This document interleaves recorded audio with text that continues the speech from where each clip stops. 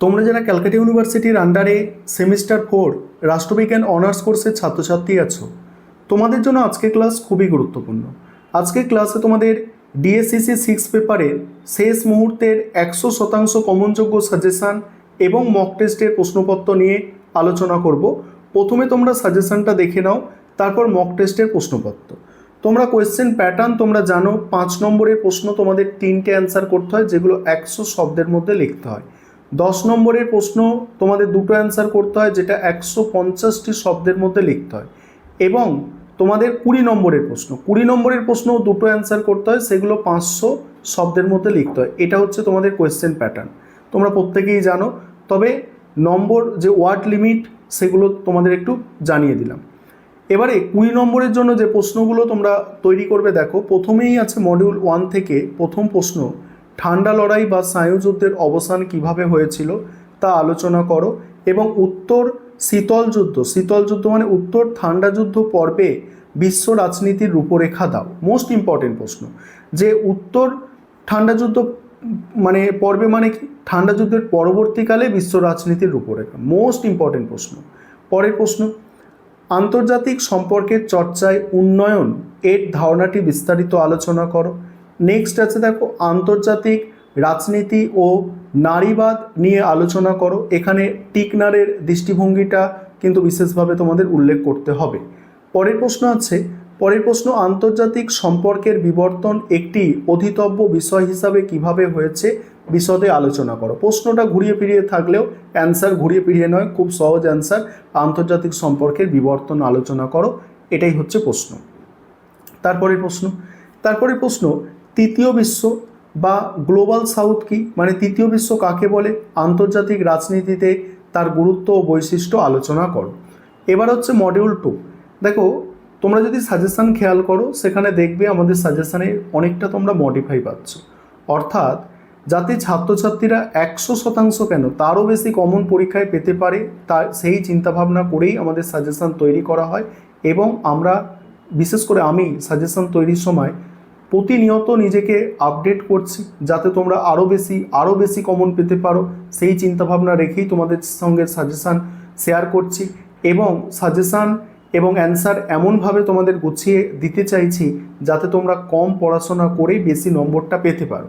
অর্থাৎ তোমাদের যেমন পরীক্ষার জন্য চিন্তা আছে, তেমন আমার সাজেশানের জন্য চিন্তা আছে, কারণ আমার কম্পিটিশান কিন্তু আমার নিজের সঙ্গে, যাতে আরও বেস্ট তোমাদের দিতে পারি, প্রতিনিয়ত বেস্ট দিতে পারি। যাই হোক, মডিউল 2 থেকে দেখো এখানে প্রথম প্রশ্ন কি আছে, প্রথম প্রশ্ন আছে মর্গেনথাউয়ের বাস্তববাদী তত্ত্বের 6টি নীতি বিস্তারিত আলোচনা করো। প্রশ্নটা ঘুরিয়ে আসতে পারে যে মর্গেনথাউয়ের বাস্তববাদী তত্ত্ব আলোচনা করো, ঠিক আছে। পরের প্রশ্ন, বিশ্বায়নের যুগে বিশ্ব অর্থনৈতিক সংগঠনগুলির মাধ্যমে অভিব্যক্ত অর্থনৈতিক তাৎপর্যের ওপর প্রভাব আলোচনা করো। অর্থাৎ বিশ্বায়নের যুগে অর্থনৈতিক সংগঠনের মাধ্যমে অর্থনৈতিক তাৎপর্যের প্রভাব, মোস্ট ইম্পর্টেন্ট প্রশ্ন। পরের প্রশ্ন আছে বাস্তববাদ এবং নয়া বাস্তববাদ বা নব্য বাস্তববাদের মধ্যে তুলনামূলক আলোচনা। তারপর আন্তর্জাতিক সম্পর্কে নির্ভরশীলতার তত্ত্বটি সমালোচনা সহ আলোচনা। কূটনীতির বিভিন্ন প্রকারভেদগুলি আলোচনা করো। তারপর আন্তর্জাতিক রাজনীতিতে বিশ্ব ব্যবস্থা তত্ত্বটি বিস্তারিত আলোচনা করো। এই হচ্ছে তোমাদের বড় প্রশ্নের সাজেশন। এবার 5 এবং 10 নম্বরের প্রশ্ন, যেগুলো তোমাদের 100 থেকে 150 শব্দের মধ্যে উত্তর করতে হবে, সেই প্রশ্নের সাজেশন দেখো, ঠিক আছে। এখানে প্রথমেই আছে মডিউল 1। তবে এই সাজেশন আলোচনা করব তার আগে যে বিষয়টা তোমাদের বলার আছে, যে তোমাদের জন্য অনলাইন কোচিং ক্লাস চলছে। তোমরা যদি কেউ পেইড ব্যাচে অ্যাডমিশন নিতে ইচ্ছুক থাকো বা আমাদের থেকে স্টাডি মেটেরিয়াল অর্থাৎ PDF নোটস কিনতে চাও, সেক্ষেত্রে তোমরা স্ক্রিনে দেওয়া নম্বরে যোগাযোগ করতে পারো। দেখো এখানে যে মডিউল 1 থেকে কি প্রশ্ন আছে।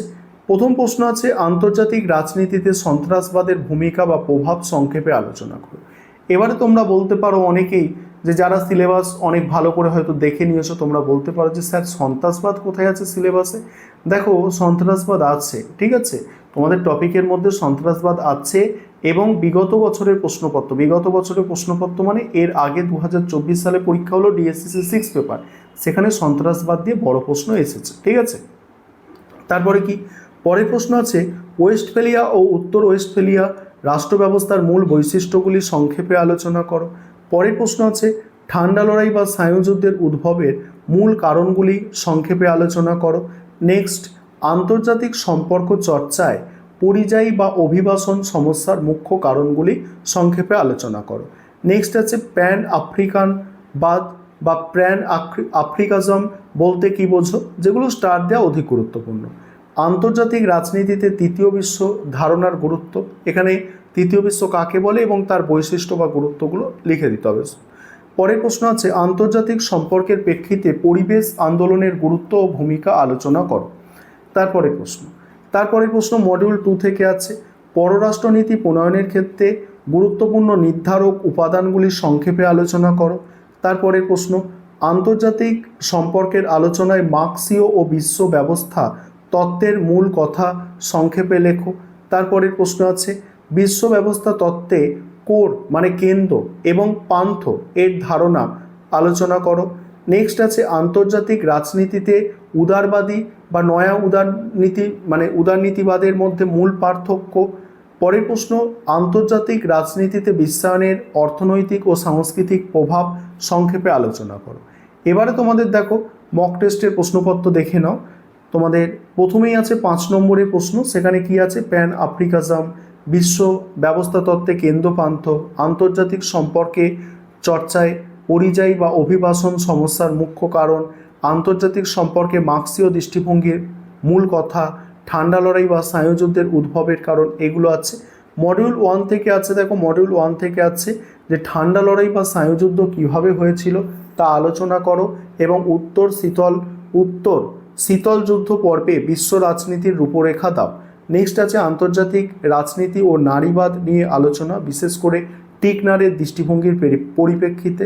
তারপরে প্রশ্ন আন্তর্জাতিক রাজনীতিতে সন্ত্রাসবাদের ভূমিকা বা প্রভাব সংক্ষেপে আলোচনা করো। নেক্সট আন্তর্জাতিক সম্পর্কের বিবর্তন একটি অধীতব্য বিষয় হিসাবে কিভাবে হয়েছে তা আলোচনা করো। পরের প্রশ্ন আছে মডিউল 2 থেকে যে মর্গেনথাউয়ের বাস্তববাদী তত্ত্বের 6টি নীতি বিস্তারিত আলোচনা করো। নেক্সট বিশ্বায়নের যুগে বিশ্ব অর্থনৈতিক সংগঠনের মাধ্যমে অবিভক্ত অর্থনীতির তাৎপর্য ও প্রভাব আলোচনা করো।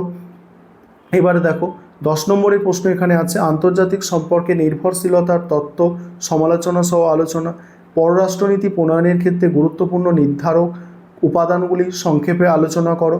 এবার তোমরা যারা ইংলিশ ভার্সানের স্টুডেন্ট আছো তোমরা দেখে নাও, তোমাদেরও মানে ইংলিশে ট্রান্সলেট করে দেওয়া হয়েছে যাতে তোমাদের বুঝতে কোনো সমস্যা না হয়।